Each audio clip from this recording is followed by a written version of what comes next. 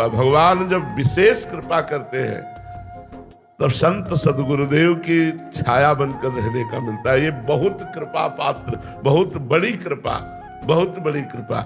उनकी आज्ञा में चलना, उनके अनुकूल चलना, ये बहुत बड़ी कृपा की बात है। छाया बनने का मतलब शरीर के साथ रहना ही नहीं है। शरीर के साथ रह रहे और आज्ञा का उल्लंघन कर रहे हो तो आप गुरु की छाया नहीं हो।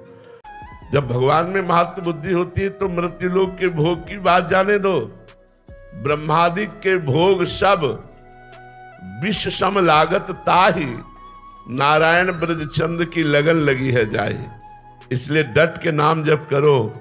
नाम जप के प्रभाव से अंतःकरण पवित्र होगा और अंतःकरण पवित्र होते ही भोगों से निर्लिप्तता आ जाएगी। भगवान श्री कृष्ण के अनुकूल क्रियाएं हों, अर्थात धर्म के अनुसार क्रियाएं हों, अर्थात भगवद्वाणी संतवाणी के अनुसार हमारी क्रियाएं हों। धर्म विरुद्ध पापाचरण नहीं होना चाहिए। और जो श्री कृष्ण अनुकूलेन कर्म बन रहा है वो श्री कृष्ण समर्पणम, तो हमारा तन समर्पण हो जाएगा। तो अगर कामनाओं को मिटाना चाहते हैं तो उसके लिए संतोष चाहिए। बिन संतोष न काम न साही, वो अछत काम सुख सपने ना ही। बिना संतोष के कामनाओं का नाश नहीं होता। और जब तक कामनाएं बनी रहती तब तक स्वप्न में भी सुख शांति नहीं मिल सकती। और संतोष तभी आता है जब भगवान का भरोसा हो जाता है कि भगवान है ना यार, सब काम बनाएंगे, वही सब व्यवस्था करेंगे। बड़े से बड़े संकटों से ऐसे निकाल देते हैं भगवान। ऐसे हमने अपने जीवन में देखा है। को बहुत जल्दी त्याग देना चाहिए, नहीं तो कोई न कोई काम क्रोध आदि की ऐसी लीला होगी जो आप पतित हो जाओगी। बहुत जल्दी अहंकार का नाश हो जाएगा। सबसे गंदा अपने को अनुभव करोगी तब फिर परमार्थ शुरू हो जाएगा। अपने को सद्गुणी मानने का मतलब है भ्रष्ट होना। हमारी बात कागज में लिख लो। दूसरों को निम्न भाव देखना, अपने को सद्गुणी मानना मतलब आगे खंडक में गिरना। भगवान देखते हैं रो क्यों रहा है इसे, कोई अभाव है, कोई चाह है, भेज दी चाह को, पूर्ण कर दी चाह को। उसमें मस्त हो गया तो भगवान नहीं आए। जब चाह नहीं है तो भगवान रिद्धियां सिद्धियां भेजते हैं, ये ले लो।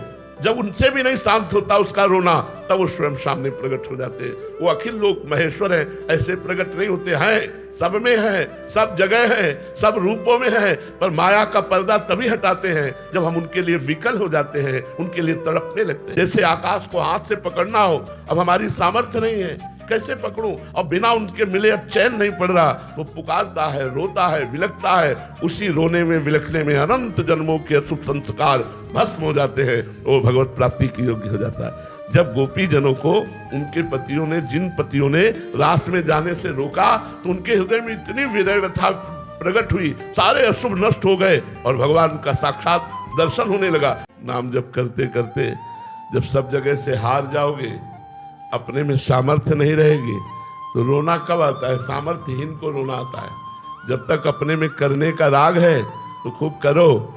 जब करते करते हार जाओगे तब फिर रोना आएगा कि आज की भी शाम गई, भगवान नहीं मिले। आज का भी दिन गया, भगवान नहीं मिले। क्या करूं, कहाँ जाऊं, किसके पैर पड़ूं, किससे प्रार्थना करूं? अब जिया नहीं जा रहा।